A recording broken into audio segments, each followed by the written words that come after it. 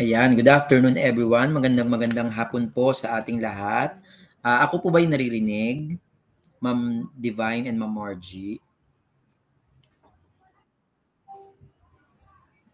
Yes po, sir. Hello?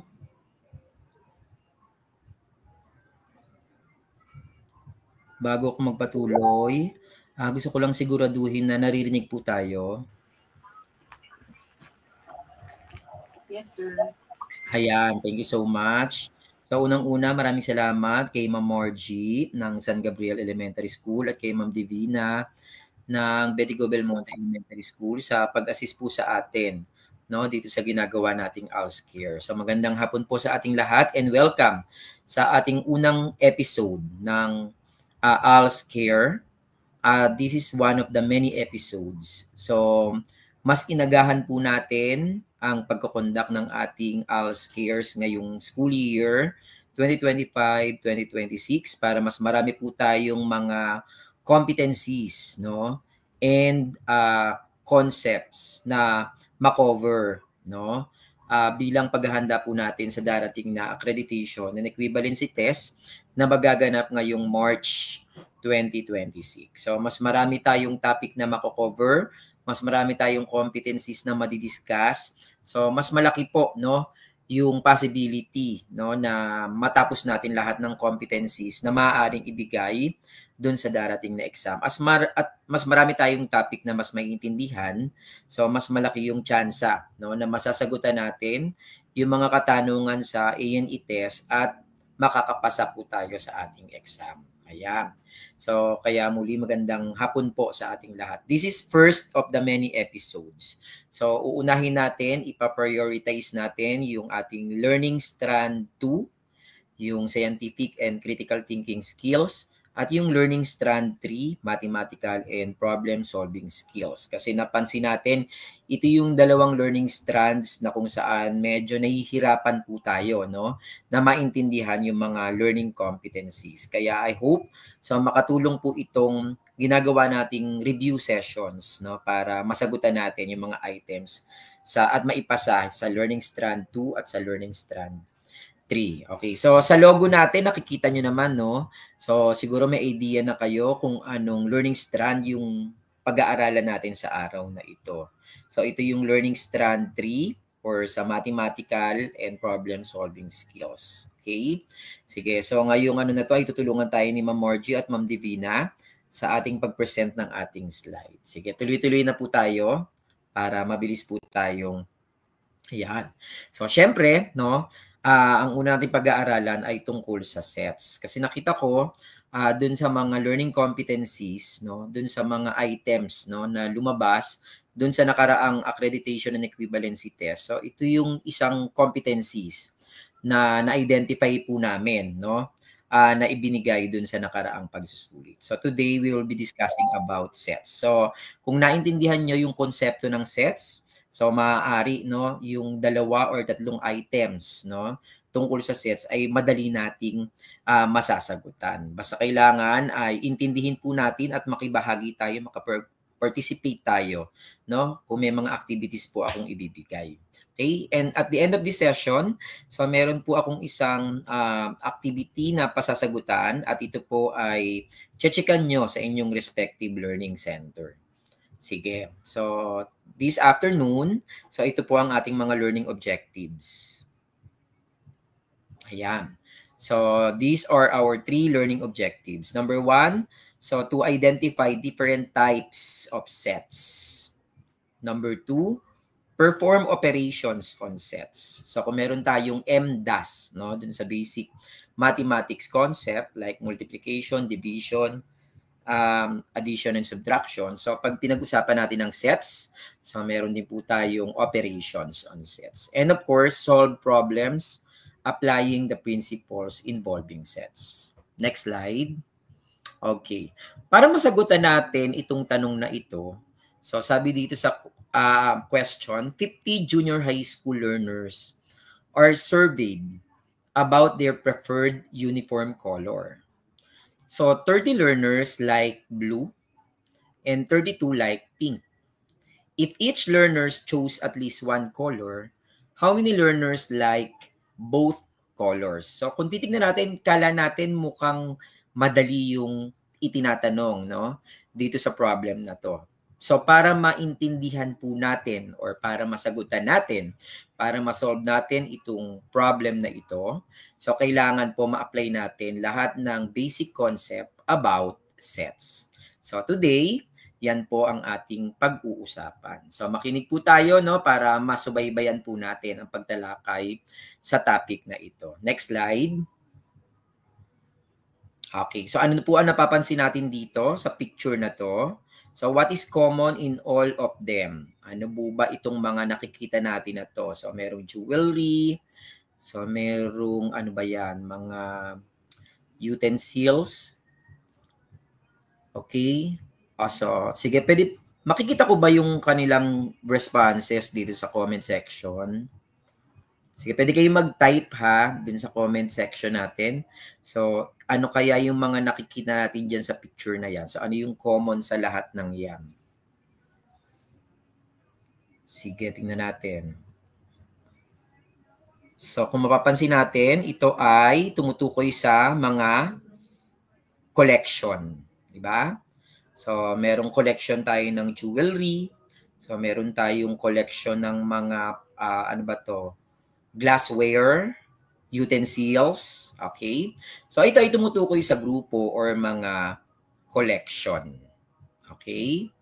Sige, so napakarami nating collection, no, na ginagawa. Dati, nagko-collect tayo ng stamps. So, kung ano-ano pa yung mga collection na ginagawa natin. Nagko-collect tayo ng sapatos, ayan, jewelry. Okay, so ito yung mga bagay na kinokolekta po natin. Okay? Sige, so anong kinalaman nito sa ating topic ngayong araw na ito? Next po. Okay. So, kapag sinabi natin collection, so for example, magbigay ako ng mas marami pang example, no? So, boys in your class. Okay, so kunyari meron kayong sa ALS section nyo, no, sa ALS class. So, yung pag kinuha mo yung number of boys in your class, so that could be a collection, a sample of collection.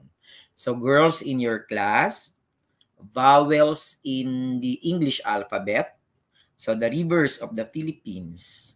So, yung grupo ng odd numbers, for example, or grupo ng even numbers. So, ito yung mga example po ng collection or group.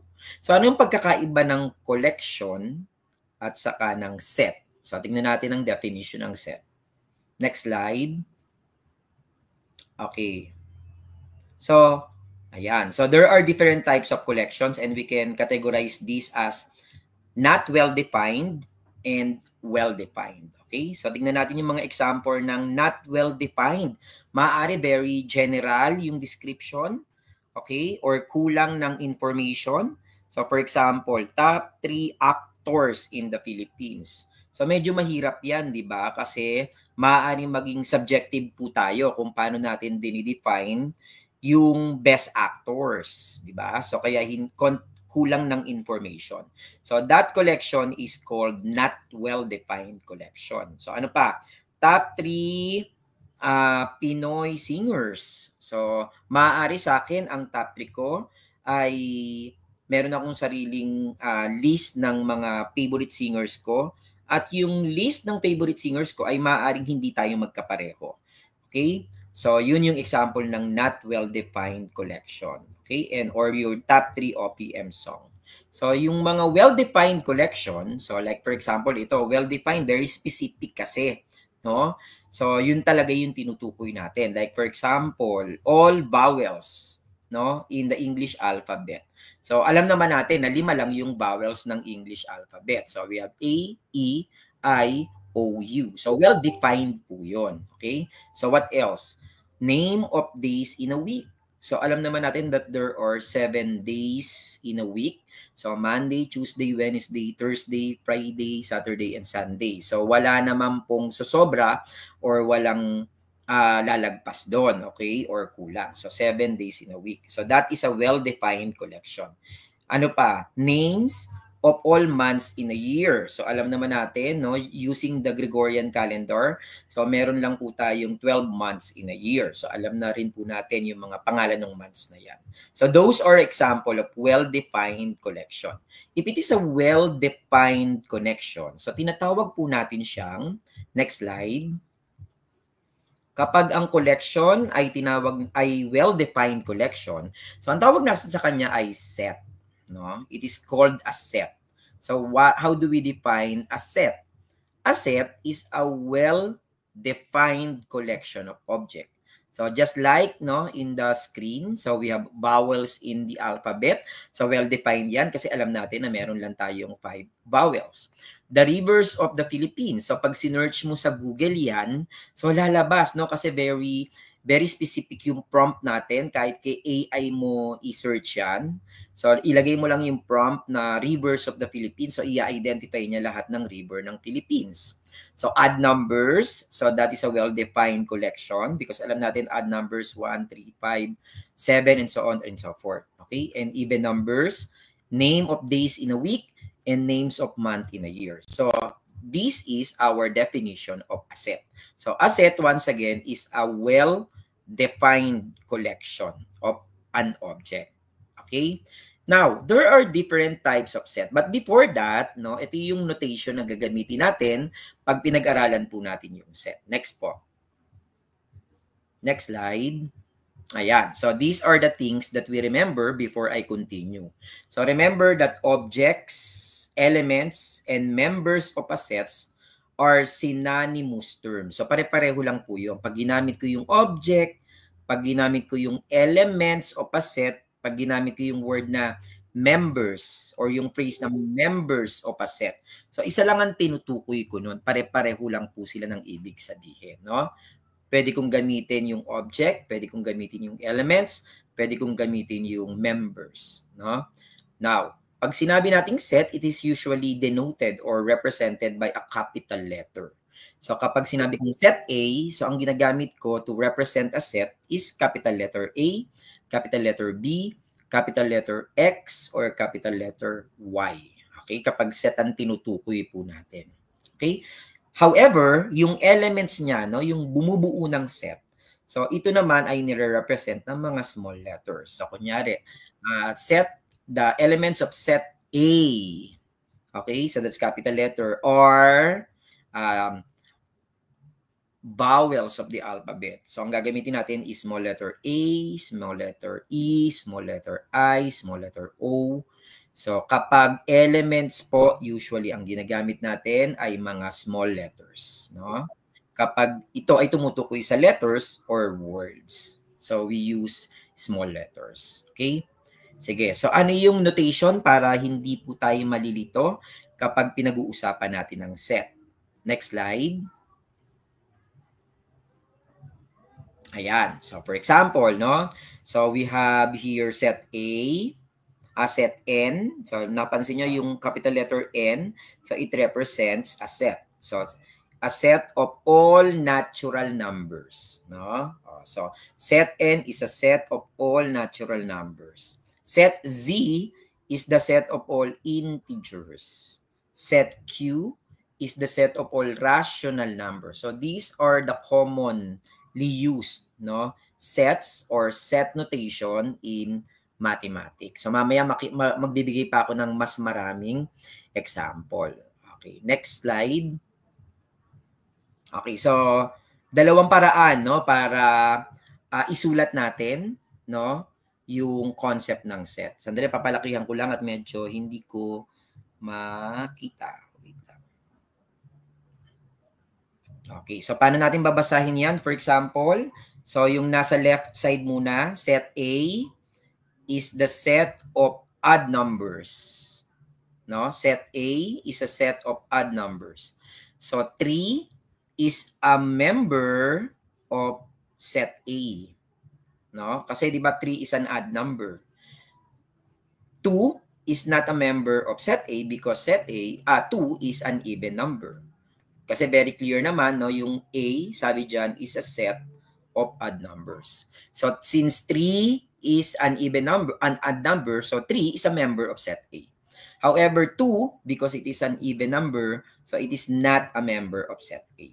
No? Okay, so kung titingnan natin sa baba, yun yung notation niya. Look at the, yung mga information below. So, A, pag sinulat natin yan, is the set of odd numbers.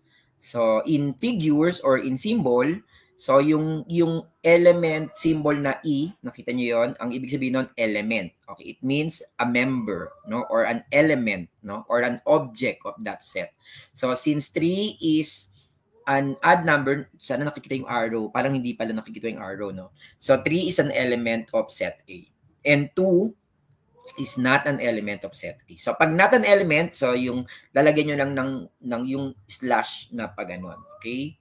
So, yung diagonal line. So, ibig sabihin nun, it's not a member or not an element. So, another example. So, doon naman tayo sa right side. Sabi dyan, B is a set of vowels in English alphabet. So, since A is a vowel, so A is a member of set B. So, since D is not a vowel, so ang symbol niya, so D, no, is not an element of set A. Actually, parang nagkaroon ako ng typo error dyan. So, yung nasa baba, so dapat ano yun, D yun, okay? Paki ano na lang, D. And nevertheless, yung B naman also is not a vowel of the alphabet. So, B is not also the member or element of set A. So, yung symbol na E, nakita niyo yung symbol na yan, ang ibig sabihin nun, member of, o kaya naman element of, o kaya naman it belongs to, okay, the given set. Kapag nilagyan nyo ng slash or yung diagonal line na yan, so it's not, ang ibig sabihin nun, it's not an element or is not a member or it does not belong to that particular set. Okay? So, meron tayong 2 ways, no, para isulat yung set. Pero ang ituturo ko, yung mas madali. Okay? Ito yung, dito tayo mag-focus. Ito yung tatandaan nating way on how to write set. Next slide tayo. Ayan. So, ang ituturo natin is, ang gagamitin natin, no, para mas madalian kayong maintindihan, ay yung tabular form. So, kasi meron tayong 2 ways to represent a set. So, meron tayong tinatawag na tabular form or tinatawag din natin siyang roster. Saka yung isa yung set builder form. Okay? So, ang gagamitin natin sa ating mga respective learning center, no, pag chinikan nyo rin po ito at diniscuss ng inyong mga ALS teachers, so, ang gagamitin natin is the tabular form para mas madali, no? So, for example, no, list all elements of a set. So, A is set of natural numbers less than 10. A is set of natural numbers less than 10. So, ang natural number, hindi kasama yung 0, no? Pag sinabi nating natural number, hindi kasama yung 0. So, it's 1, 2, 3, 4, and so on and so forth. Kaya lang sabi dyan, it's a natural number less than 10. So, if it is less than 10, so hindi kasama yung 10. Diba? Kasi hindi naman sinabi na less than or equal to 10. So, pag sinulat natin yun, no, yung A is a set of natural numbers less than 10. So, ito yan. Ma'am Divine, pwedeng pakituro yung A, yung pang-apat na bullet para makita nila. Yan, ayan, pang-apat. Pang-apat na bullet, ayan. Okay, so pag sinulat natin yung nasa taas, na A is a set of natural number less than 10, so A is a set, no? Ayan yan, pag binasa mo yan, A is a set, okay, in which the element contains 1, 2, 3, 4, hanggang 9. Because 9 is less than 10. No, hindi kasama yung 10 kasi ang sabi, natural numbers less than 10. So pag sinulat mo yan in tabular form, so ganyan po ang itsura niya. So A is a set of 1, 2, 3, 4, 5, 6, 7, 8, 9. Okay? So ang tawag natin doon, sa ano na yan, anong tawag dito? Braces, no? Ayan, gumagamit tayo ng braces kapag sinusulat natin yung set. Yan, okay. So nakikita niyo yung yung open and close braces natin. So it represents a set. Okay? So ganun yung tabular form. Okay? Or tabular format. Okay? So, dyan tayo magko-concentrate kasi yan yung mas ginagamit. Ito yung commonly used way to represent a set. So, lahat ng gagamitin kong example mamaya, so itong tabular form ang gagamitin po natin. Okay? Sige. There are different types of sets. Next, Ma'am Divine.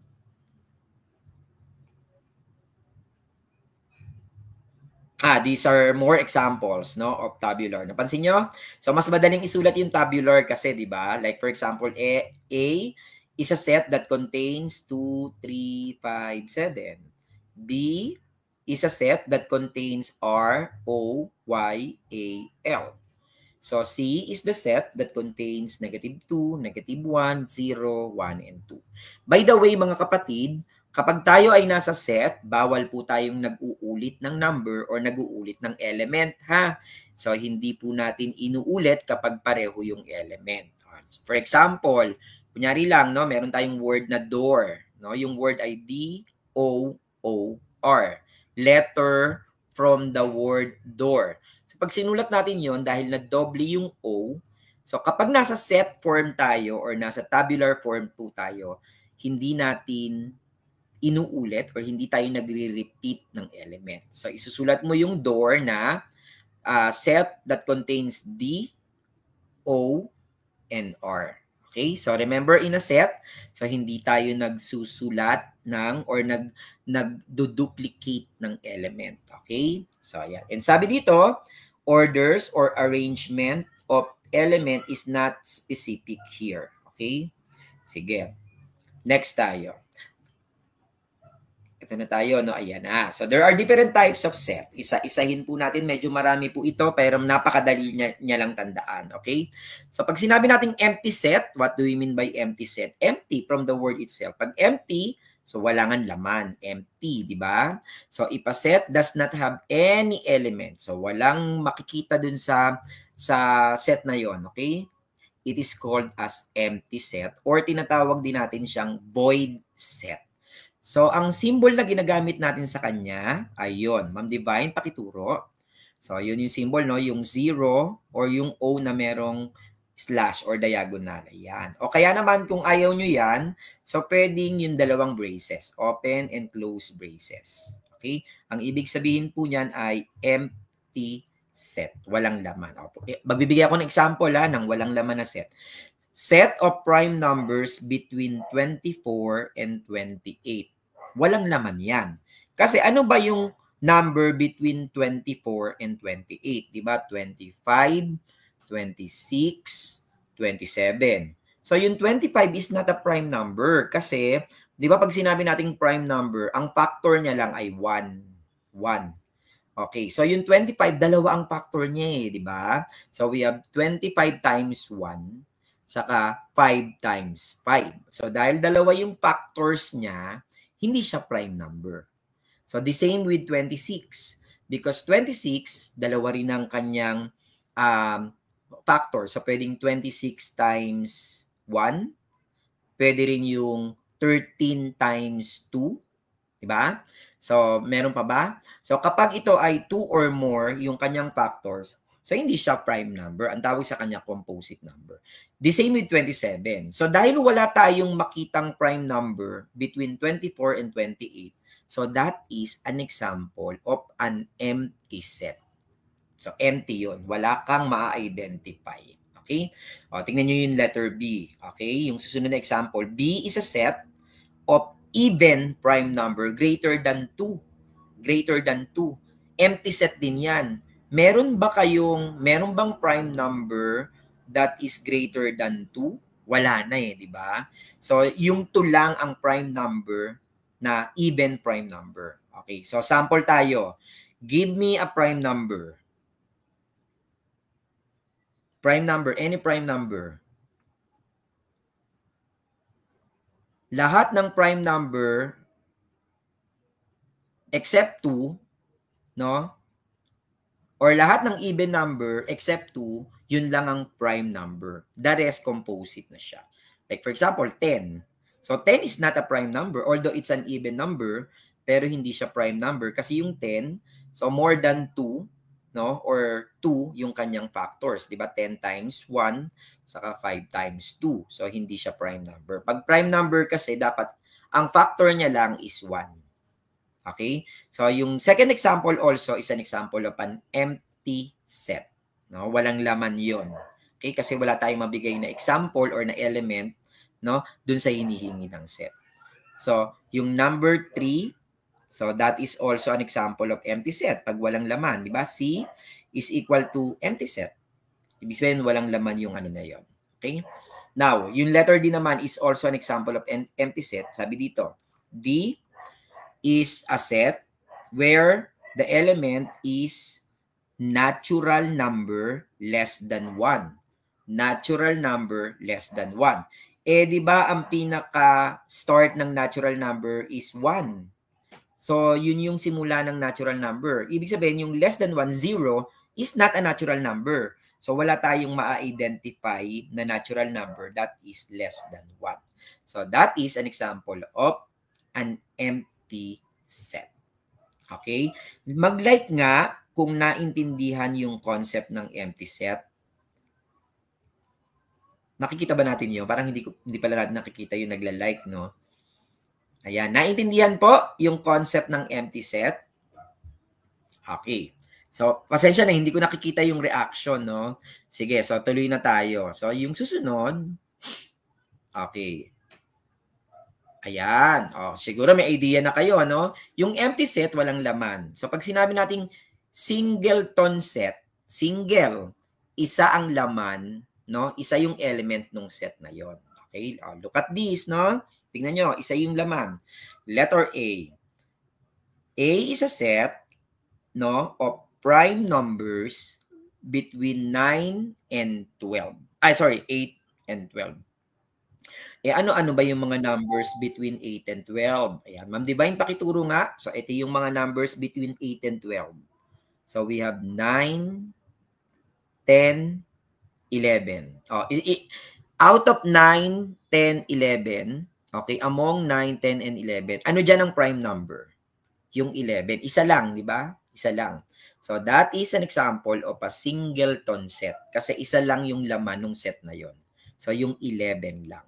Okay? So, pag sinulat mo yan, tatanggalin mo yung 9 and 10. No? Singleton. So, pag sinulat natin yan, ang matitira na lang dyan, yung kulay pula, yung 11. So, dahil isa lang yung laman, yung pwedeng ilaman dun sa set na yon, ang tawag natin doon ay singleton set. Yung susunod na example, set of even prime numbers. O isa lang yan, 2. No? Kaisa-isa lang yan. Set of even prime number 2. Wala ka nang maibibigay na isa pa, na kahit ano pa. So, 2 is the only even number that is prime. So, singleton set. So, yung letters, third example, isa lang yung naman nakikita natin, yung 1 lang. So, that is a singleton set. Okay? And yung fourth example, it's a natural number less than 2. Less than 2. So, ang kasama lang dyan yung 1. Siyempre, yung 0, it's not a natural number. Remember, 0 is not a natural number. Ang natural number starts with 1, 2, 3, and so on and so forth. So, dahil ang tinatanong is a natural number less than 2, so that is only number 1. So, isa lang. So, that is an example of a singleton set. Okay? So, meron na tayong empty set. Meron na tayong singleton set. Ano pa? Meron pa ba? Next. Ayan. Okay. Finite set. Okay? Kung meron tayong infinite, so meron tayong finite set. So, ano ba yung finite set? No? Finite set is a set that contains no element or fixed number of elements. Fixed number of elements. Pag fixed, nabibilang mo yun. Fixed di ba? So, it is called finite set. Okay? Kapag ito ay may hangganan, very specific, finite, okay? So, fixed number of elements. So, that is finite set. Example, so set of months in a year. Okay? So, ilan po yan? Nabibilang natin yung months in a year. Ilan ba yung months in a year? So, that's 12. Diba? So, finite yun. Kasi alam mo na ang katapusan niya hanggang 12 elements lang yun. So that is an example of a finite set. Another, set of prime numbers less than 10. O, yan yun, no? Finite yan. So, ano yung less than 10? So, 1, 2, 3, 5, 7. Diba? So, those are the prime numbers less than 10. Okay? So, that's finite set. Ilan lang siya? 5 lang yung na-identify natin. So, dahil alam natin na 5 yon, 5 elements, that is finite set. So, yung letter C also is a finite set. A set of 1, 2, 3, 4, 5. That is finite set. And then in letter D, natural numbers less than 6. So that is also finite set, less than 6. So we have 1, 2, 3, 4, 5. So there are 5 elements. So nabibilang natin yung elements niya. So that is finite set. Okay. So definitely, pag sinabi nating infinite, hindi natin mabilang. O, ito naman yung susunod niya, no? Next slide. Okay, kung meron tayong finite na nabibilang mo yung set, so pag sinabi nating infinite, hindi mo mabilang, no? So endless. So if a set contains endless number of elements, so ang tawag sa kanya ay infinite set. So example, set of prime numbers, hindi mo mabibilang yan, walang katapusan yan. 'Di ba? So tuloy-tuloy siya. So that is an infinite set. So hindi natin mabilang ilan ang elements doon. So that is an infinite set. Set of even numbers. Pag nagbilang ka, 'di ba? 1, 3, 5, 7, and so on and so forth na mga odd numbers. So walang katapusan yan. So yung fourth example, no? A set wherein the element is negative integers. Walang katapusan yan. Negative 1, negative 2, negative 3, negative 4 hanggang walang katapusang bilang, endless. So that is an example of infinite set.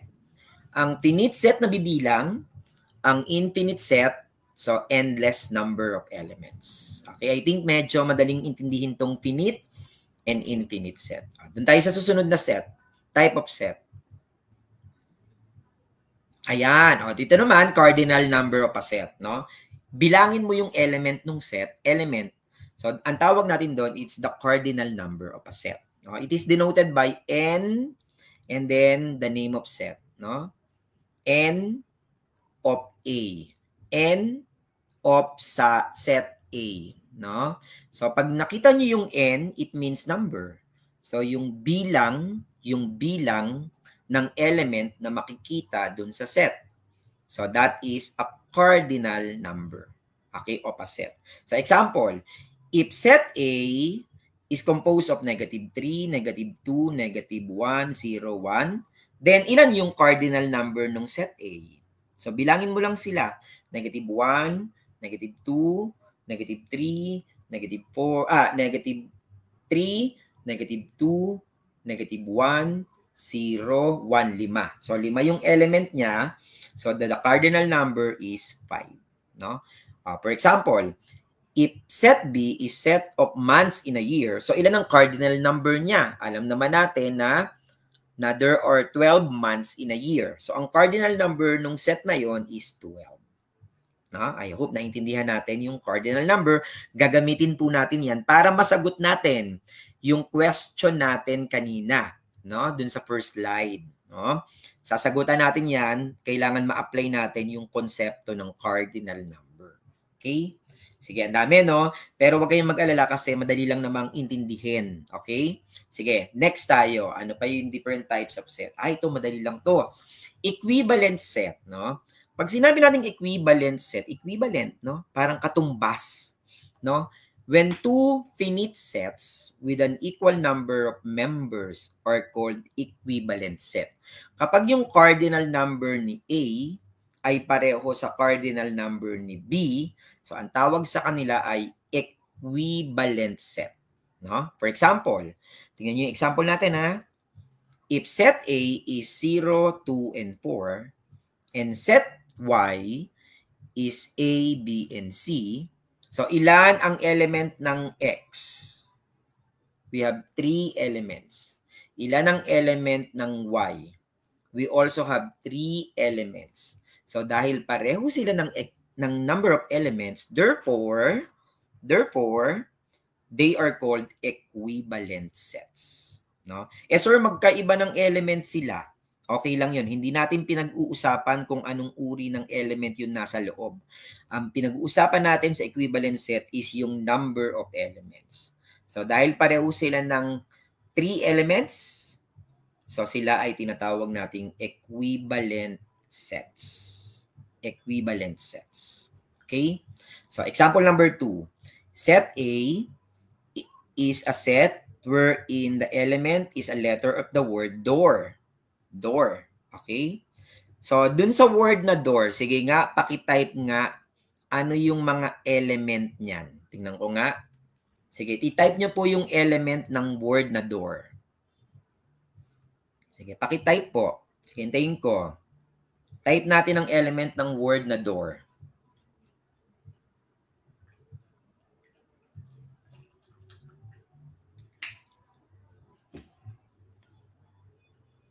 Nakikita ba yung ano? Makikita ko ba yung sagot nila? Ayan, very good. O, si Micah nagsagot na. So, ang element ng door ay DOR. Bakit DOR lang? Di ba sabi ko, hindi tayo pwedeng mag-ulit ng hindi tayo pwedeng mag-ulit ng element. Okay? So, tama. D, O, and R. So, ilan ang element ng door? So, we have 3. Tapos, yung set B, kung titingnan nyo, 3 rin ang element niya. 1, 3, 5. So, meron din siyang 3 element. So, pareho silang 3 element. Ibig sabihin, that is an equivalent sets.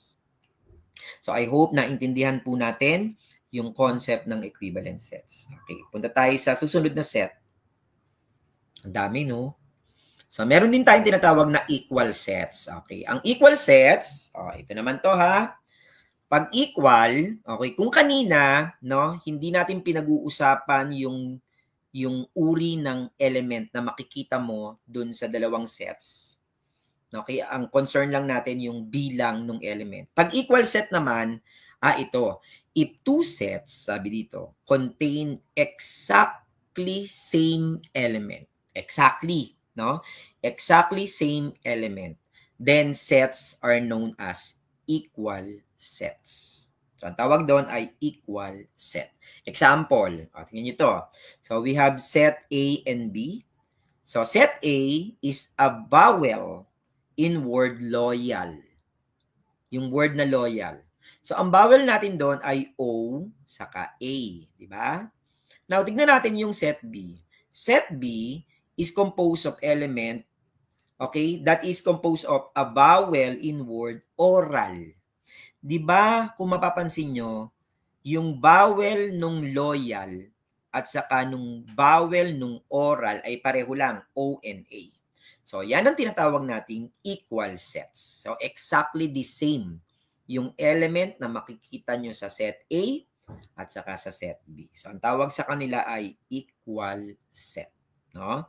So, look at second example. We have set C, set of positive integers. Set of positive integers. So, we have 1, 2, 3, 4, and so on and so forth. Yung set D is set of natural numbers. Ang natural numbers, nag-start din siya sa 1, 2, 3, 4, and so on and so forth. So, we can say that set C is the equal set of set D. Or set C and set D are equal sets. Dahil pareho sila ng number ng elements. Pareho sila ng type ng element. Very similar. Okay? Naintindihan? Nakuha? May tanong ako. Sige, tingnan ko kung naintindihan. Ang equal set ba ay mako-consider din nating equivalent set? Anybody from the group? Ang equal set ba ay pwede nating makonsider na equivalent set? Mag-type kayo. Tingnan ko kung naiintindihan nyo yung flow ng discussion. Pwede ba? Pwede. Tama, di ba? Yes. Ang equal set, pwede siyang maging equivalent set, no? Kung pareho ng number ng elements, di ba? Just like in our first example, i-check nyo, ilan ang number of elements ng A, di ba? O, A. Ilan ang number of elements ng B, yung set B, OA, dalawa. So, ibig sabihin, yung equal set, pwede rin siyang maging equivalent set. How about yung equivalent set? Ang equivalent set ba pwedeng maging equal set? Yes or no? Ulit yung equivalent set ba? Equivalent set ay pwedeng maging equal set din. Okay, parang nakikita ko, yes ang mga sagot nyo. Actually, yung equivalent set, pwede ba siyang maging equal set? Ayan. O, pwede rin, di ba?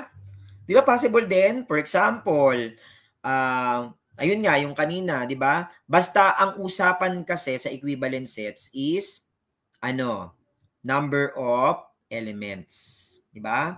For as long as pareho sila ng bilang, yung dalawang sets ay pareho ng bilang, okay? So, pwede siyang maging equivalent set. Yun naman ang usapan doon. Okay? Sige, so, next, ito, konti na lang, okay? Pupunta tayo sa second part natin, okay? Meron pa ba tayong different types of set? Sige, next tayo. Ayan. So, pag non-equal set, palakihin ko lang muna. Okay, pag sinabi nating non-equal, okay, if two sets do not contain exactly the same elements. So, the sets are said to be non-equal. For example, look at this, no? Yung vowel ng loyal ay OA. Yung vowel ng towel ay OE. Ibig sabihin nun, set A is not equal to set B. Kasi magkaiba sila ng elements. Yung element ng A ay OA, yung element ng B ay OE. So magkaiba, di ba? So these are example of non-equal set. Okay? O ganun din naman yung second example. Set C is set of negative integers. So ano ba yung mga negative integers? Negative 1, negative 2, negative 3, and so on and so forth. And set D is set of natural numbers. Pag sinabi nating natural numbers, hindi kasama yung 0. So we have 1, 2, 3, and so on and so forth. So hindi sila magkapareho, no, ng elements. So ibig sabihin, set C is non-equal set, okay, with set D. Or set C and set D are two non-equal sets. Okay? So yun yung ibig sabihin ng non-equal sets. Okay, medyo magtatagal ako sa susunod na example kasi ito nasa exam. Okay? Sige, next. Yung competency na yan, no, talagang nasa exam siya, no? So, meron tayong dalawang tinatawag na subset and superset, no? Subset and superset, no? So, anong pagkakaiba ng subset at ng superset? Ulitin natin. If every element, no, if every element of set A is also an element of set B, then A is called the subset of B. No? Ulit. If every element of set A is also an element of B, then A is called the subset of B. Or B is the superset of A. So, to give you a concrete example, so for example, yung letter A, look at this, no? Look at letter A. A, set A. Set A is the set of vowels in English alphabet. So, ano ba yon? A, E, I, O, U.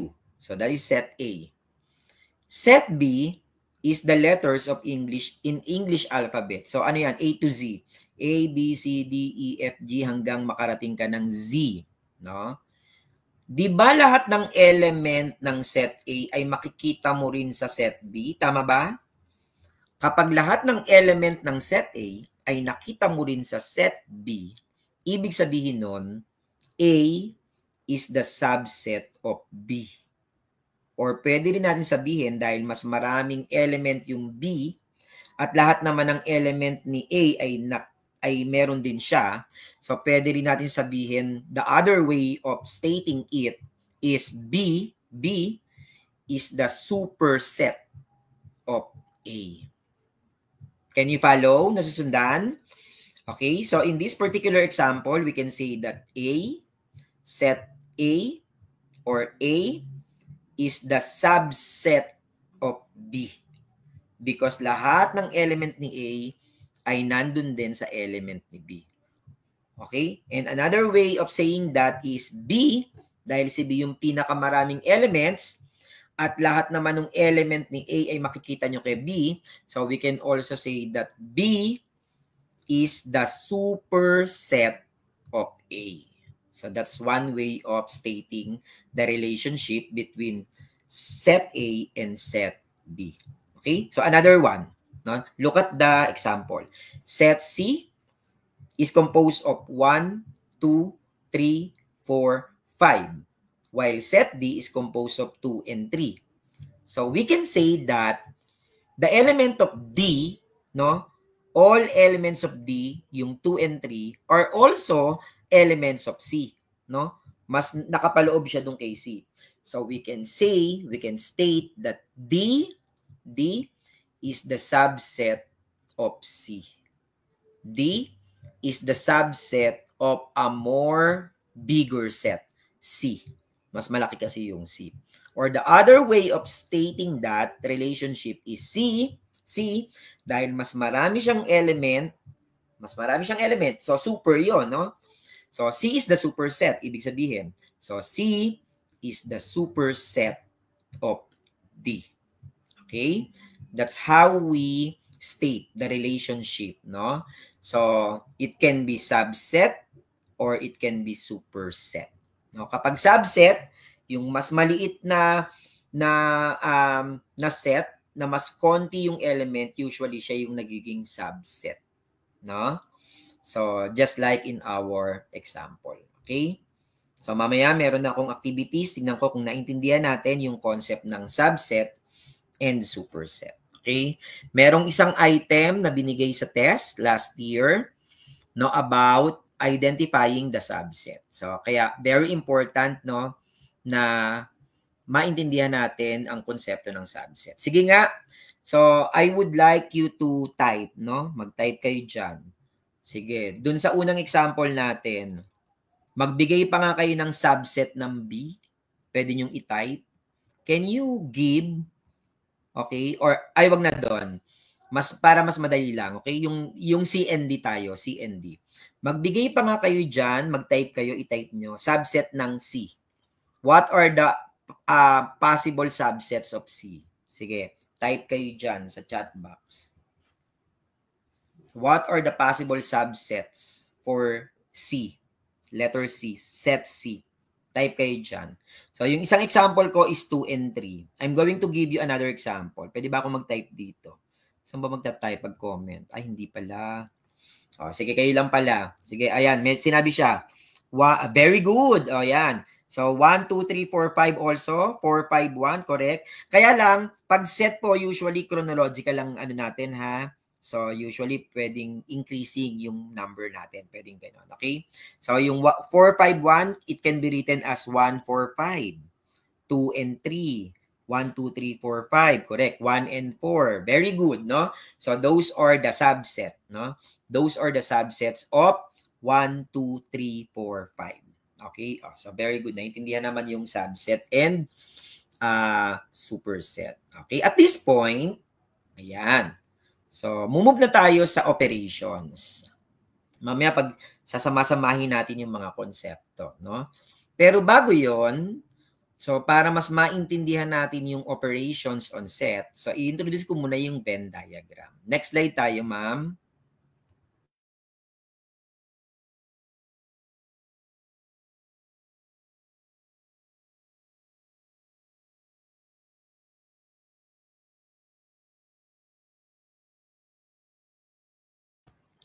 Universal set, madali lang universal set. So pag sinabi natin universal set, it's the totality, no, of all the elements. A universal set is the set of all elements under consideration. All elements. So usually yung universal set is denoted by capital letter U. No? So ibig sabihin nun, So, universal set is the totality of all the elements in that particular set. No? For example, ayan, set A is a set of all equilateral triangles. So, set B is set of scalene triangle. Set C is set of isosceles triangle. Pag samasamahin mo lahat yon, di ba lahat naman yan ay triangles? So, the universal set is the set of all triangles. All types of triangles. So, ang tawag natin doon ay universal set. So, for example, no, another example, set A is set of mammals. Set B is set of fishes. Set C is set of reptiles. Set C is set of birds. No? So, yung universal set is all the sets of animals. All the sets of vertebrates animals. So, yun yung universal set. Yung kabuuan, the totality of all the elements. So, yun yung tinatawag nating universal set. Okay? I hope na iintindihan ha. Okay, sige. Next tayo. Okay? So, to understand the operation, so gagamit tayo ng Venn diagram. Usually po yung Venn diagram, no? Yan yung, di ba na-encounter nyo na to, minsan nagtuturo sila ma'am or sila sir. So, gumagamit sila ng Venn diagram para maipakita yung similarities and differences, di ba po? So, usually ang ginagamit natin yung Venn diagram. So, we have intersecting set. Look at this. Ma'am, di ba yung paturo nga yung intersecting set, yun sa dalawang bilog, from the word itself, nag-i-intersect yung dalawang sets, no? So, yung mga circle dyan, inire-represent niya yung set. So, kapag intersecting, ayan. So, yung dalawang sets, merong overlap. Okay? Meron silang overlapping. Kita nyo, nag-overlap sila. So, that is an intersecting set or joint set. Tinatawag din yan sa ibang libro na joint set. Joint. Okay? Kapag magkahiwalay sila, so ang tawag natin dyan is non-joint, or dahil nga magkahiwalay, non-joint, hindi sila nag-i-intersect. So that is non-intersecting set. No? So wala silang overlap, wala silang commonality, no? Wala silang similarity, so magkahiwalay sila. Non-intersecting. Kapag yung isang set ay nasa loob ng mas malaking set, ito po yung diniscuss natin kanina. So, yun yung tinatawag nating subsets. Subsets. Okay? So, yan yung symbol natin for subsets. Or pwede natin gamitin din yan for superset. Di ba? So, yung bigger circle, yun yung superset. Yung smaller circle, yun yung subset. Okay? Sige, bakit ko pinresent itong Venn diagram? Kasi yan yung gagamitin natin para maintindihan po natin, no, yung susunod na topic, yung operations. Sige. There are 4 operations of set. Okay? Next slide, Ma'am Divine. So, ito yung 4 operations natin ng set. Okay? Di ba kung sa math, meron tayong addition, subtraction, multiplication, and division. So, sa set, meron tayong 4 set operations. The first one is union of sets. Union of sets. The second one is intersection of sets. Intersection of sets. Then we also have complement of set. Complement of set. And the third one, and the last one is the difference between sets. So, 4 din po yung operations natin ng sets, no?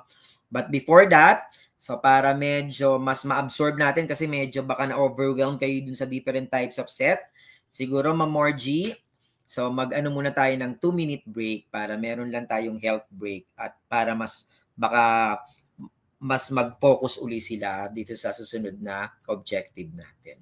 Okay, 2 minutes lang ha, tapos magbabalik tayo.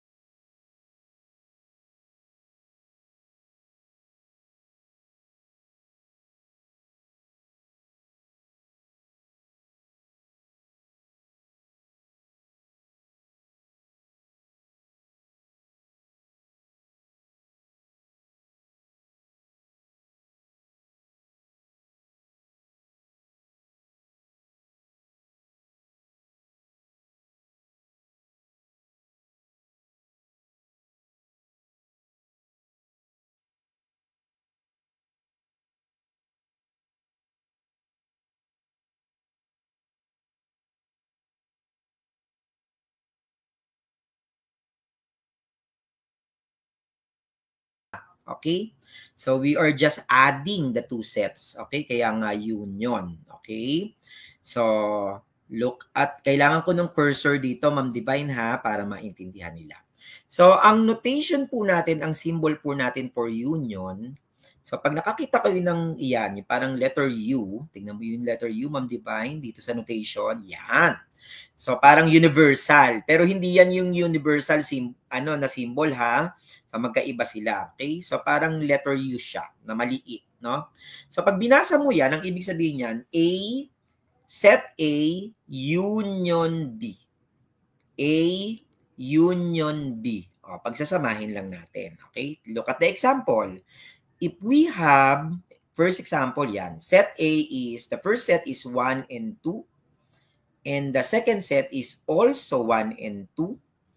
Pag pinagsama natin siya, it's still 1 and 2.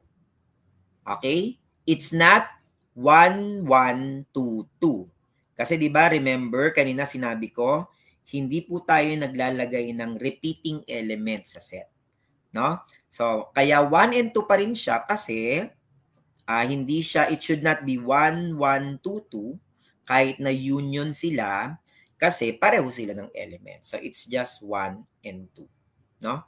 Look at second example para mas maging crystal clear yung process ng union. Okay? If the first set is 1, 2, and 3, and the second set is 4, 5, and 6, so the union of first set and second set is, dahil wala namang common sa dalawa, no? Wala namang naulit, so you simply add all the elements. So we have 1, 2, 3, 4, 5, and 6. So that is the union of first set and the union of first set and second set. Okay? Now look at example number 3. So the first set is 1, 2, and 3. While the second set is 3 and 4. When you unite the two sets, pag pinagsama nyo, the union of two sets is 1, 2, 3, and 4. Do we need to write number 3 twice? No. Dahil pag nasa set tayo, bawal po ang repeating element. No? Kahit dalawang beses na-mention yung 3. Meron siya sa set A, the first set, meron din siya sa second set.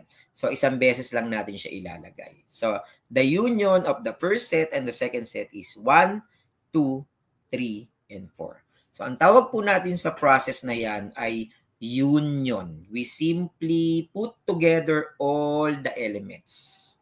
You simply put together all the elements. Okay? So, ang tawag natin doon ay union of sets. Next. Yung susunod, ayan.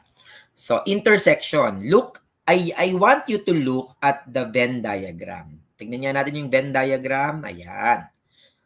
Ma'am Divine, balik nga tayo dun sa union para lang makita nila yung pagkakaiba. O sa union, yung kulay blue, yun po yung bibilangin nyo. O nakita nyo lahat blue? Nakita nyo, no? Lahat sila blue. So kasi pag union, all you need to do is to combine all the elements.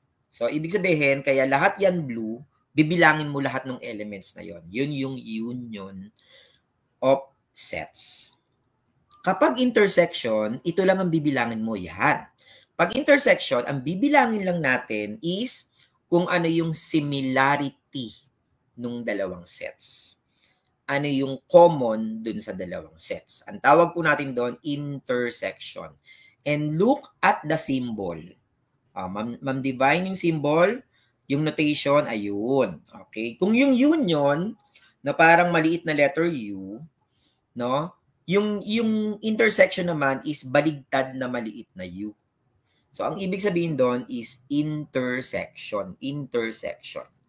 No? Pag intersection po, ano yung common? Ano yung similarity nila?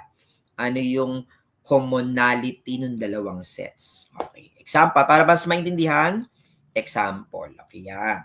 So, in the first example, the first set is 1, 2, 3. And the second set is 3 and 4. Kung mapapansin nyo, ang common sa dalawang set ay 3. So, the intersection between the first and the second set is 3. Because yun lang yung common sa kanilang dalawa. Okay? I hope nasusundan natin yung mga examples. Look at the second examples. Okay? Meron ba kayong nakitang common sa dalawang set? So, the first set is 1, 2, and 3. The second set is 4, 5, and 6. Since walang common sa dalawa, wala silang similarity. So kung wala kang mailalagay dun sa loob ng set. So that is an example of an empty set. So pwedeng ganyan yung bilog na may ganon, diagonal, or parang vertical line. Or just simply write empty set. Yan, yung set na walang laman. Diba? Kasi wala namang intersection. So dahil walang intersection, wala kang element na ilalagay doon. So ang tawag doon is an empty set. So the intersection between 1, 2, 3 and 4, 5, 6 dahil wala silang common element is an empty set. No? How about yung number 3? The first set is 1 and 2. And the second set is also 1 and 2. So ibig sabihin, parehong element nila common sa dalawa, no? So the intersection between the two sets is also 1 and 2. Kasi yung parehong element na yan ay makikita mo sa set A and makikita mo rin siya sa set B. So ang tawag po dyan ay intersection. Okay? That is intersection. Ang kinukuha lang, ang tinitingnan nyo lang yung common sa dalawa. Yung gitna, nakita nyo yan? Ayun, yung gitna lang. So, yun yung ilalagay nyo dun sa gitna, yung nag-overlap. Ibig sabihin nun, meron yan sa A, meron din yan sa B. No? Makikita mo yung element na yun sa A, makikita mo rin yung element na yun sa B. So, yun yung tinatawag nating intersection. So, di ba, madali lang? Next, ano yung susunod? Difference. So, pag sinabi natin difference, subtraction, di ba? Difference, subtraction, okay? Look at the Venn diagram. Babalikan ko mamaya yan kung bakit ganyan, ha? Pag sinabi natin difference, the difference of sets A and B is the set of items that are in A, nasa A, pero wala kay B. No? Ulit. Pag sinabi mong A minus B, ano yung element na nake A pero wala kay B? So, ang tinitignan po natin dito, yung element ni A. No? Kaya, kung titignan mo sa Venn diagram, okay, pag difference, yung color blue na bibilangin mo, no, nasa A lang siya. Because ang usapan, ano yung element, ano yung item na nake A, pero hindi mo siya matatagpuan kay B. Nake A siya, pero hindi mo siya matatagpuan kay B. Example, para mas maintindihan. If the first set, or yung set A, para hindi kayo malito, yung set A, yung unang set na binigay dyan, A yun ha, A. So, if set A is 1, 2, 3, and set B is 2, 3, 4, when we subtract A and B, pag sinubtract mo yung B from A, no, or A minus B, maghanap ka nga ng element na nake A, nake A, pero wala kay B. Ang makikita mo lang dyan yung 1. Tingnan mo. Yung 2 nake B rin siya eh, di ba? Tingnan mo yung 2. Meron din si B nun. Hindi mo lalagay yun. Yung 3, meron din si B eh. Di ba? Hindi mo lalagay yun. Sir, bakit po si B may 4? Ba't hindi natin nilagay? Kasi ang usapan lang, kapag susubtract tayo, kinukuha natin yung difference, ang tinitignan lang natin yung element ni A. Di ba? So, anong element meron si A na wala si B? And that is number 1. Okay? So, that is the answer when we subtract A and B. So, A minus B in that particular example is 1. Or look at this. Okay, tingnan nyo yung second example. Set A is 1 and 2. Set B is 1 and 2. Okay? When we subtract both, meron ba kayong makikitang element na naki A lang at wala kay B? Wala. Di ba? Wala kang ma-identify. So, dahil wala kang ma-identify, wala kang ilalagay dun sa set na yon. So, that is an empty set. So, the answer is an empty set in the second example. Kasi wala naman tayong nakitang element na kay A at wala si B. Lahat ng element ni A, meron din si B. No? So, wala tayong element na naki A lang makikita. So, dahil wala tayong ma-identify, that is the answer is empty set. Malinaw? Okay, look at this. Third example. Set A is 1, 2, 3. Set B is 4, 5. Ang usapan, pag minus mo, di ba? Maghanap ka ng merong element si A na wala kay B. So, meron ba si B na 1? Wala. So, lalagay mo yung 1. Meron ba si B na 2? Wala rin. Lalagay mo yung 2. Meron ba si B na 3? Wala rin. So, lalagay mo yung 3. Okay? So, when you subtract A minus B in the third example, the answer is 1, 2, and 3. Okay?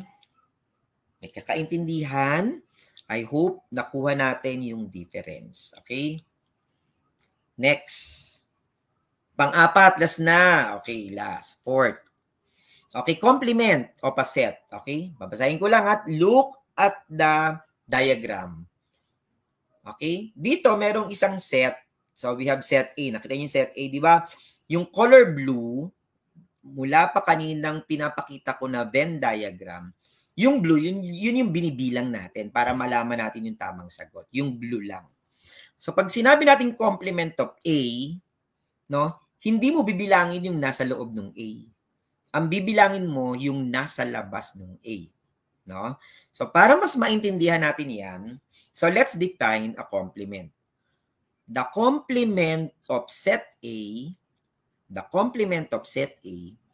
is the set of items that are in the universal set but are not in set A.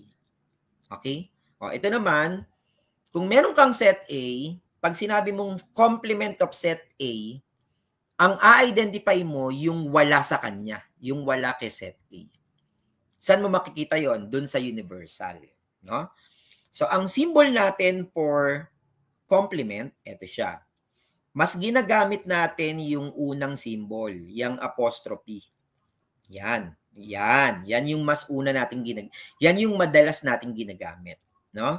Ang ibig sabihin niya, pag binasa mo yan, complement of set A or complement of A. Okay? To simply understand this, okay, let's have an example. Tingnan nyo, madali lang. Look at the example. So, the universal set, pag sinabi ng universal, lahat ng element na makikita mo dyan sa Venn diagram. So, the universal set is 1, 2, 3. That's the universal set. Set A is 1 and 2. Okay? So, what is the complement of A? Okay, complement of A. Yung complement of A, titignan mo lang si A. Di ba si A ang element niya 1 and 2. No? Yung complement ni A, kaya nga complement eh. Ano yung wala si A na makikita mo sa universal? So, yung 3 ang nawawala. Okay? 3, tama? Ayun. Alam niyo kung bakit siya tinawag na complement? Kasi, pag pinagsama mo si A saka yung complement ni A, ang makikita mo yung kabuuan. Look at that. Diba? Kaya nga tinawag na complement. Complement. Pag pinag-combine mo sila, ang mabubuo mo yung kabuuan, the universal. Kaya siya tinawag na complement. No? So that when you add A, 1, 2, and yung complement of A na 3, ang mabubuo mo, babalik ka dun sa universal set. No? So, common sense, no? Para makuha mo yung complement ni A, ang titignan mo yung wala sa kanya na nandun sa universal. So, that is the complement of A. So, another example. if the universal set is 1, 2, 3, 4, 5, 6, and A is 1, 2. Okay? So, ang titignan mo yung nasa labas ng A. So, ang nasa labas ng A ay, syempre, yung nasa labas ng A, yung wala kay A. So, ano yon? 3, 4, 5, 6. So, that is the complement of A. No? O, sige, subukan yung i-add yan. A plus complement of A. Di ba ang lalabas ay ang universal? Okay? Kaya nga sila complement to each other. Kaya sila tinawag na complementary. No? Kasi pag pinagsama mo sila, no, ang pinaka-total na mabubuo natin is the universal set. Kaya sila tinawag na complement. No? So, to get the complement, ang titignan mo lang dyan yung wala kay A. No, tingnan mo lahat ng nasa labas ni A. Okay? Kaya kung titignan mo yung Venn diagram, punta tayo sa Venn diagram, Ma'am Divine, pakituro nga yung cursor sa Venn diagram. Kung titignan mo yung Venn diagram, yan. Ang tinitignan natin pag gusto mong kunin yung complement, yung nasa labas ng A. Di ba? Yun yung blue, oh, yung nasa labas. Okay? So, kasi, yung nasa labas ng A, yun po yung complement ng A. Hindi natin tinitignan yung nasa loob ng A. No? Para makuha mo yung nasa labas ng A, that is the complement of A. Malinaw? Sige nga, kung kaya na, babaguhin ko ha. Same ano po tayo. The universal is 1 to 6. The universal is 1 to 6. Pakichat ha, pakichat dito sa chat box natin. Okay? So, what is the complement of A if set A is 4, 5, 6? I-type nyo. Ano ang complement ng A kung ang A ay 4, 5, 6? What is the complement of A? Paki-type. Dun sa example number 2.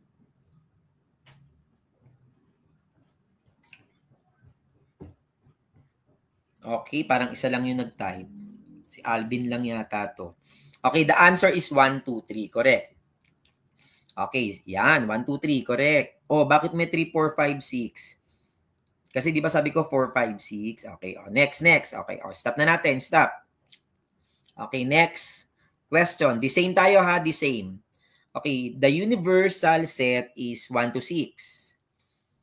If set A is 6, what is the complement of A?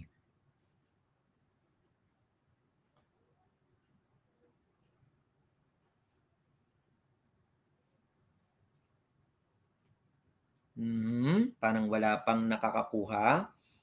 Ayun, si Micah, nakuha na. Very good.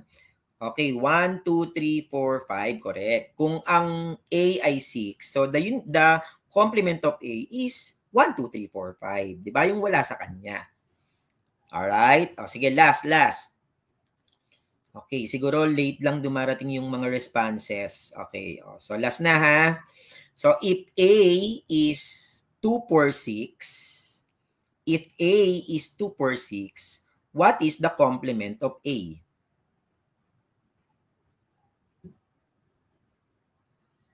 If A is 2, 4, 6, what is the complement of A?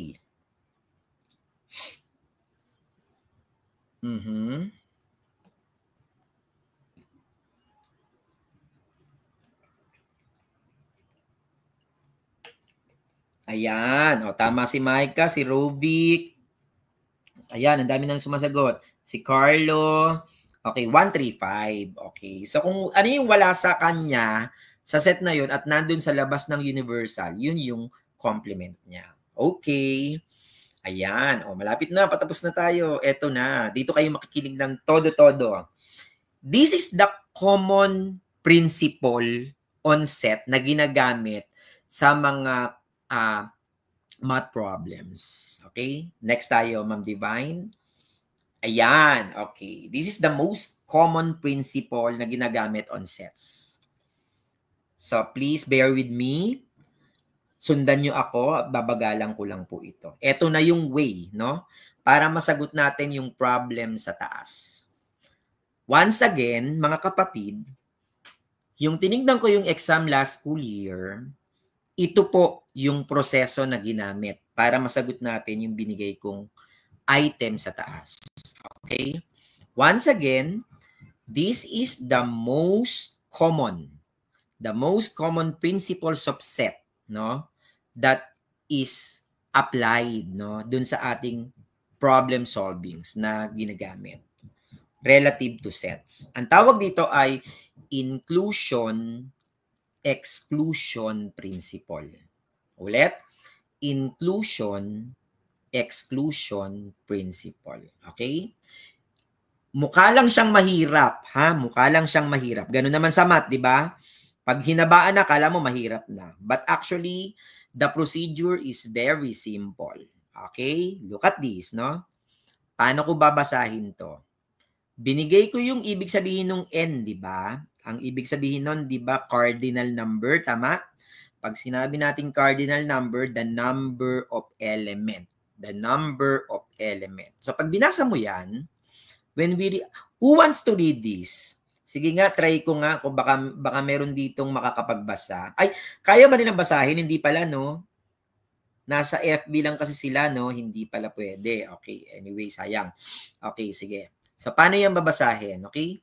How to read this inclusion-exclusion principle. The number of elements, Ma'am Divine, paturo nga ako para ano. Okay, para ayan, tinuturo ni Ma'am Divine na the number of elements in the union of A and B. Okay. Once again, the number of elements in the union of A and B, okay, is actually equal to the number of elements in A plus the number of elements in B minus the number of elements in the intersection between A and B. Okay? Between A and B. Ma'am, i-flash mo nga yung susunod. Ayun. Okay, ulit. So, tingnan nyo yung Venn diagram, ha? O, para hindi malito.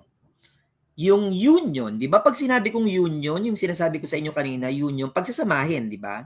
So, pag pinagsama mo yan, lahat dapat nung nasa loob ng Venn diagram, yun yung nire-represent yan. The total number of elements of A and B. So, ano yun? Yung nasa loob ng Venn diagram. So, that is the total number of elements. Is actually equal to, ayan, bibilangin mo yung number of elements in A plus the number of elements in B minus, okay, the number of elements in the intersection between A and B. Bakit mo kailangang i-minus yon? Alam niyo kung bakit kailangang i-minus? Sir, bakit natin i-minus yung intersection ng A and B, yung number nung intersection ng A and B? Bakit? Kasi dalawang beses siya, Ma'am Divine, punta ka sa Venn diagram. Tingnan nyo. Kaya mo i-minus kasi yung number 4 dyan, saka yung number 7, look at the Venn diagram, dalawang beses siya binanggit. Diba? Binanggit siya sa set A. Ayan, bilugan mo yung set A, Ma'am Divine. Yung 4 and 7, nabanggit na siya sa set A. Yan. Babanggitin pa siya sa set B. Bilugan mo yung set B, Ma'am Divine. Kasi yung 4 and 7 nasa set B rin.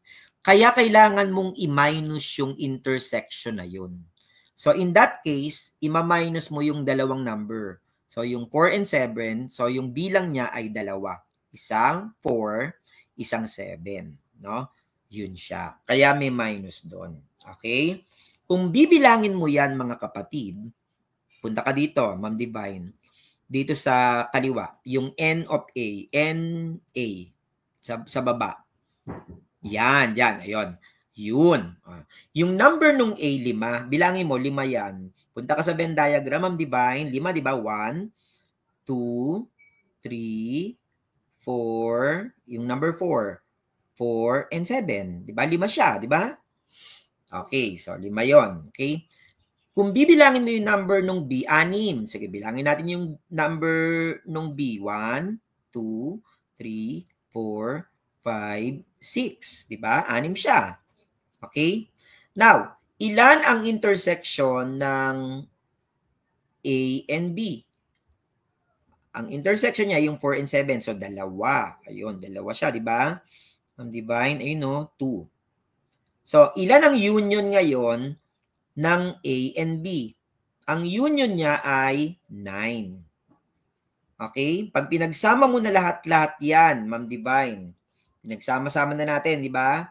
So, 9 siya. Bakit siya 9? O, puntahan natin yung next slide kung nandyan. Parang hindi ko nalagay. Tingnan ko lang yung next slide. Ay, wala. Okay, sige. Balikan natin. Okay, bakit 9? Okay, tingnan natin ha, bakit 9? Ma'am Divine, pwede bang i-ano natin yan? Paano ba to? Saan ko siya ilalagay? Para malaman natin yung total, no? Yung N, yung bakit naging 9? Bakit nakuha natin yung 9? Paano ba to? Okay, ano yung NA natin dyan? Pwede ba siyang hindi slideshow para makapagsulat tayo? Sandali lang ha, para makita nila na madali lang yan.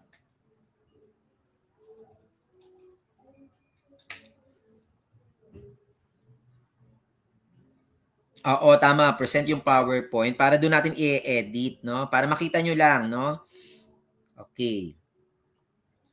O, ganyan sa math, di ba napakahaba ng formula pero napakadali lang palang i-follow. Di ba?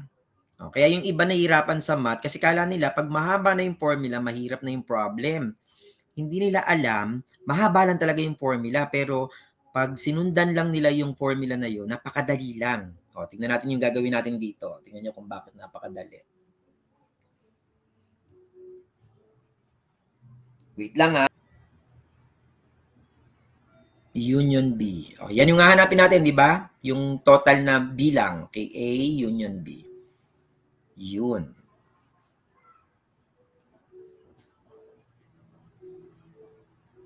Okay. Yan. Ayan, okay. Is equal to, alam nyo yung ilan ang bilang ng A, di ba? Sige, ilan ang bilang ng A? Equals to, ayan, okay. Balik tayo sa Venn diagram. Di ba ang bilang ng A ay, tingnan mo, ayan. O, ilan? 5. O, lagay mo na doon, Ma'am Divine, 5. Tanggalin mo na yung N. Ayan, 5 na yon, di ba? Okay, yung A, yung cardinal number of A, 5 yon. Plus. Ilan yung cardinal number ng B? Okay, di ba 6? Ayun no? 6. Di ba yung B dyan? O, 6. Okay, yan. Minus. O, tignan nyo yung number ng intersection. Yung nasa gitna, ilang number yon, Ma'am Divine? Balik kayo. Yan. O, dalawa lang, di ba? Isang 4, isang 7. Di ba? So, 2. Ayun. So, 2. Ayan. Okay, yan na. Kuha nyo na.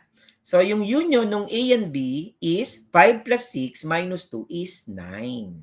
Okay, ang sagot natin dyan is 9. When you count, sige, ayan, 9 siya. 11 minus 2, which is equal to 9. O, bilangin nga natin kung 9 talaga yung nasa loob ng circle. Nasa loob lang ha. Yun, 1, sige, 2, 3, 4, 5, 6, 7, 8, 9. O, wala tayong pakialam doon nasa labas ha. Hindi naman natin binibilang yun eh. O, kaya ang sagot 9. Ito na. Ito na, Ma'am Divine. I-apply na natin yan dito sa problem natin. Sige. Kaya ako sinabi napakahirap nung exam kasi ang haba ng proseso, di ba? O, sige. Ito yung tanong sa test. Sige, Ma'am Divine, balik tayo dun sa sa baba. Ayan na. Sasagutan na natin. Pero dahil alam mo na yung konsepto ng sets, chicken na lang sa iyo yan, di ba? Andali na lang. Okay? Pupunta ngayon tayo dun sa item dun sa test, no? Ito yung tanong.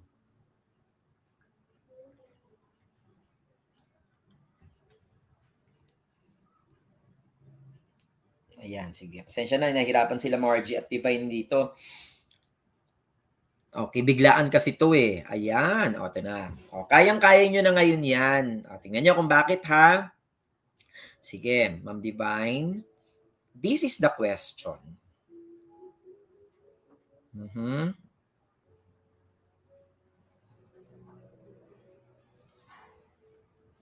Okay. Ayan, okay. 50 junior high school learners are surveyed about their preferred uniform color. 30 learners like blue. So, alam nyo, yung set A, blue yun. 32 like pink. So, this is set B. No? If each learner chose at least one color, how many learners like both colors? How many learners like both colors? So, ang ibig sabihin pala nito, ang hinahanap natin ay yung gusto yung blue at gusto rin yung pink. So, yun yung intersection, di ba? Di ba sa intersection, meron silang commonality, merong similarity. So, pag both, gusto niya pareho. Meron siyang blue, gusto niya yung blue, gusto niya rin yung pink. Next slide, Ma'am Divine. Tingnan nyo kung gaano kadali. Oh, look at this, ha? Tingnan nyo. Sino yung ang may sagot kanina? 12.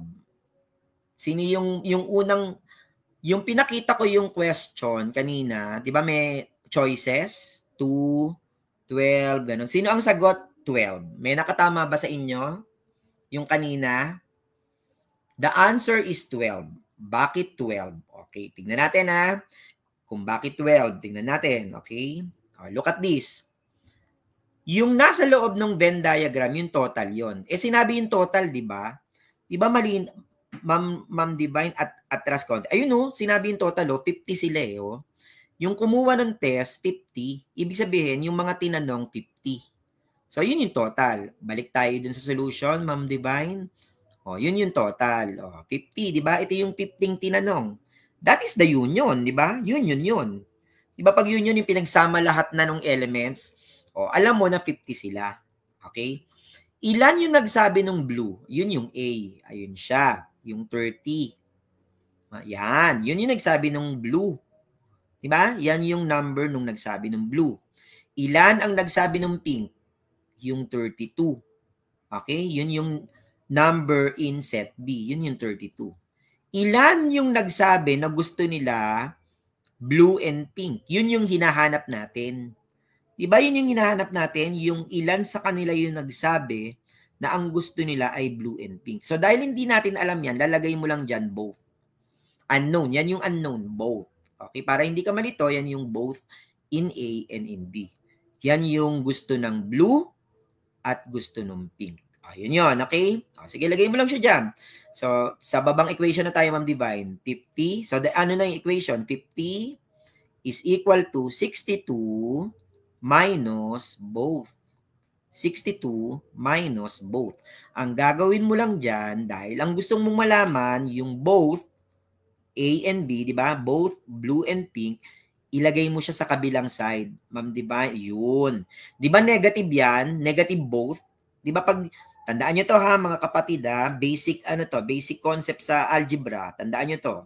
Pag naglilipat kayo ng kahit na anong element, kahit na anong number, kahit na anong variable, naglilipat kayo, binabago nyo yung sign, So yung negative both, naging positive na siya, wala na yung negative kasi nilipat ko sa kabilang side ng equation.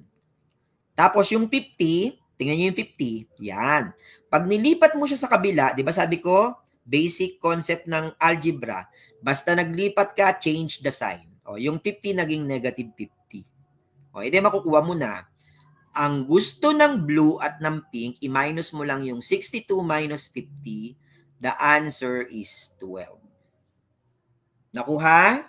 So, the answer in our question kanina, okay, ay 12. Tignan nyo, napaka-complicated tignan ng formula. Pero pag in-apply mo lang siya, huwag kang malilito, no? Maging confident ka lang sa sarili mo na susunod ka lang sa formula, hindi ka na malilito. Diba? So the answer is 12. Alright? Okay. So, ito po ang gagamitin nyo, ha? Kasi sabi ko, this is the most common. Kapag binigyan ng problem ng set, alam nyo, laging yan ang ginagamit natin. No? Inclusion and exclusion principle. Alright? Sige. Tingnan niya natin. Let's have some exercises. Sasagot kayo dito, ha? Sasagot. Okay, sige. Ma'am Divine. Sige. Number 1. Empty set is also called a unit set.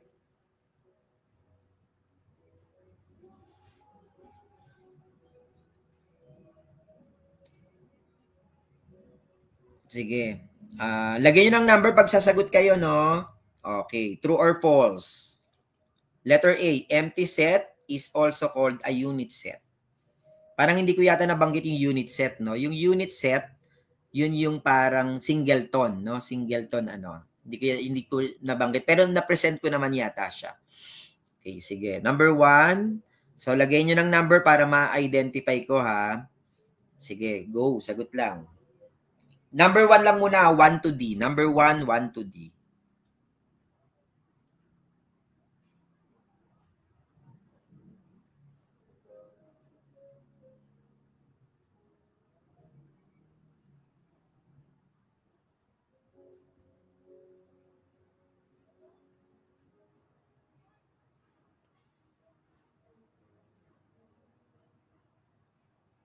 Okay, number 1, false, correct, because a unit set ay yung singleton, yung unit set, di ba?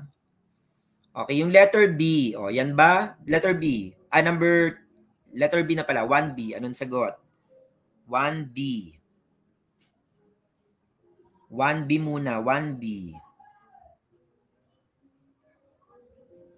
1B. Di ba ang symbol na yan? Okay, B, true. Diba? Empty set yan o kaya yung walang laman. Okay? Ito. Tingnan natin. Equivalent set is also an equal set. Equivalent set is also an equal set.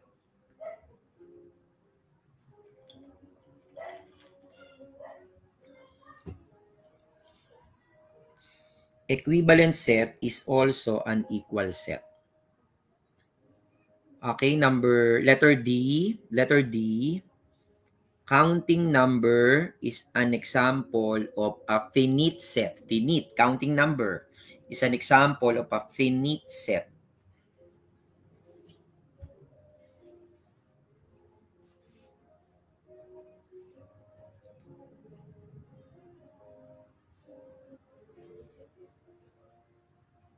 Okay, yan. Nakikita ko, no?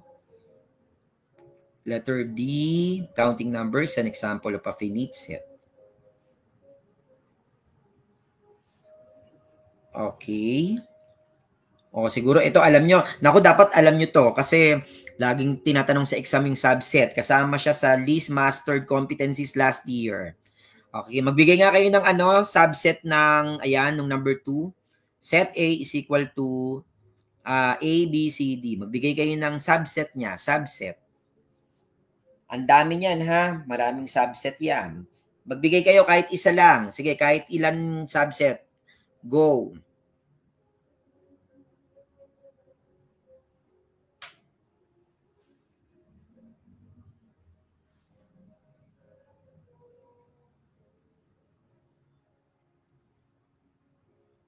Okay. Sige, next.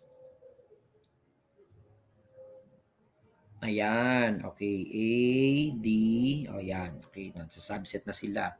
Sige. Next slide nga tayo, Ma'am Divine. Ayun. Okay. Ito. Ayan. Ituturo na ito. Assignment nyo to, ha? But I will require your ALS teacher to answer this, no? To discuss the answer. Okay. Ayan. Tingnan nyo yung number 4.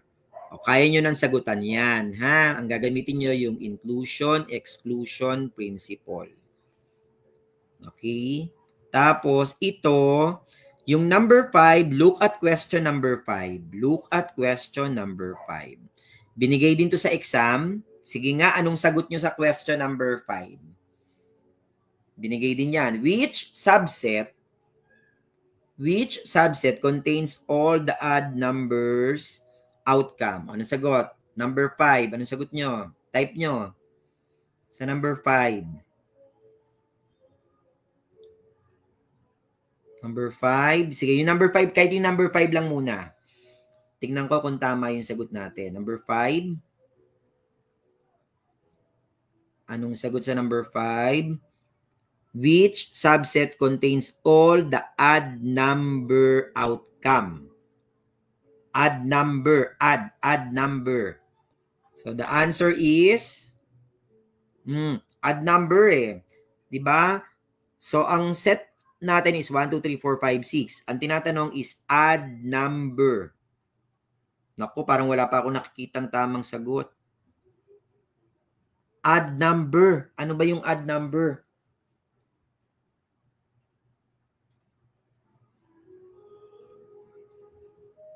Okay, the odd number is, the correct answer is letter B. The subset with odd numbers ay 1, 3, 5. Diba? Yun yung odd number.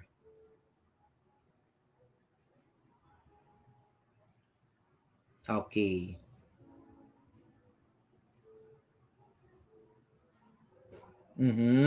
Sige, check muna natin yung nasa unang first part muna tayo, Ma'am Divine. Check lang natin ha. Tapos sa kanya-kanyang learning center na yung i-check yung susunod. Okay? Baba natin, Ma'am Divine. Nasa baba yung sagot. Ayan, naglagay ako ng sagot dyan. Ayun. Okay, so ito yung mga sagot.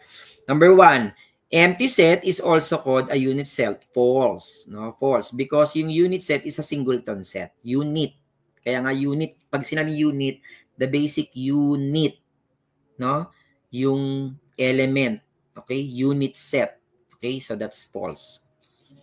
Letter B is true.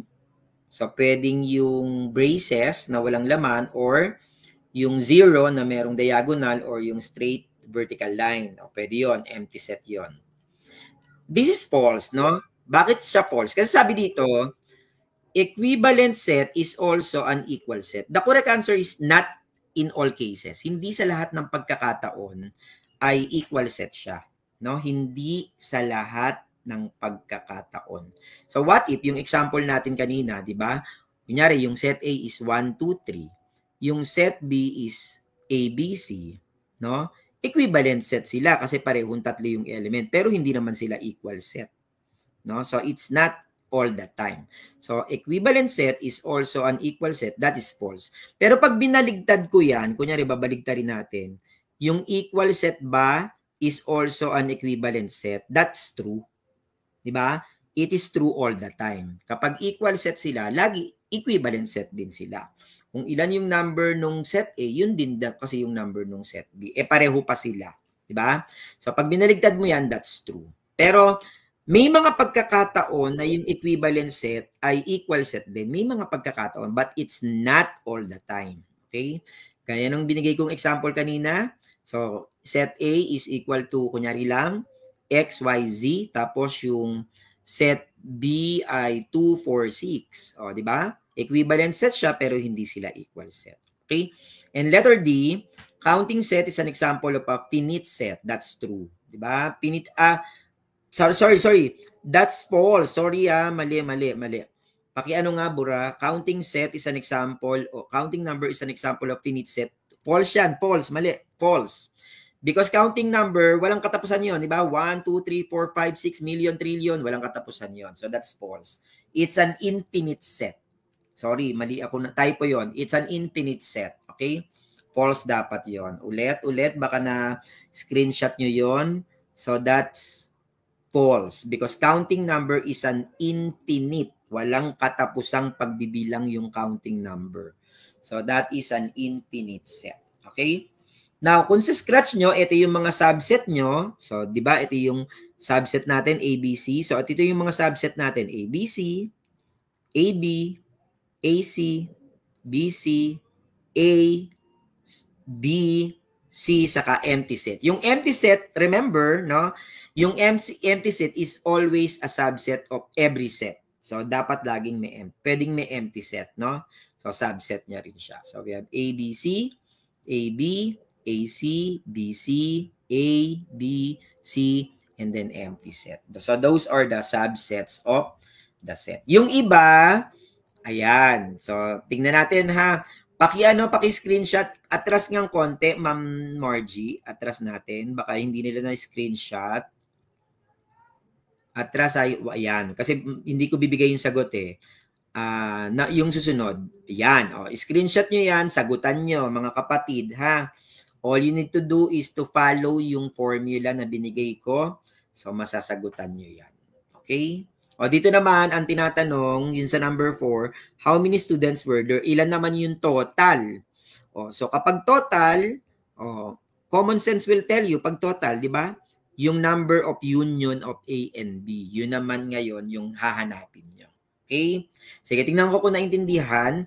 And then, sa susunod na pagkikita nyo ng inyong mga ALS teacher, please, teachers, or kung nasa learning center pa kayo, pwede nyo na rin checkan para malaman natin yung kung naabot nila, no, yung kanilang level of understanding, na intindihan talaga. Okay? Nandyan, meron akong answer key.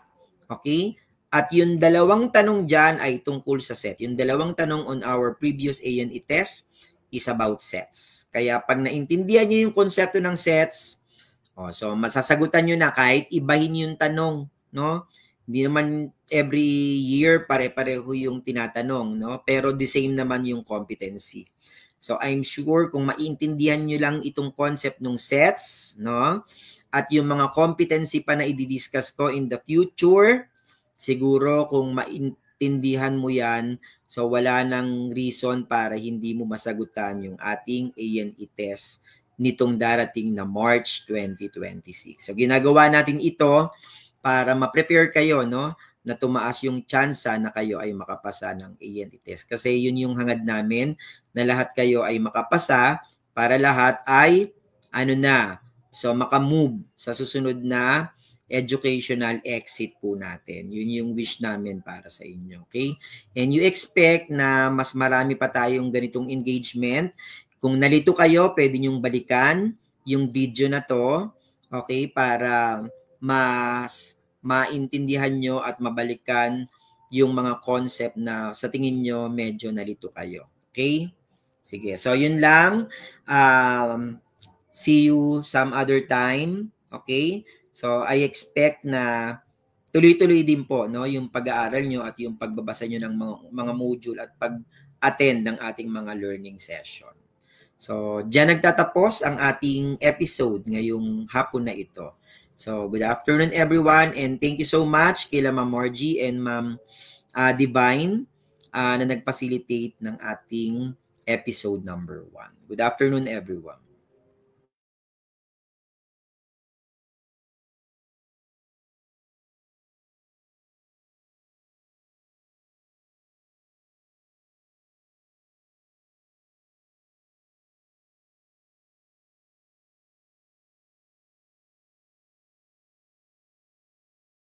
Ayan. Thank you, Ma'am Divine, Ma'am Margie.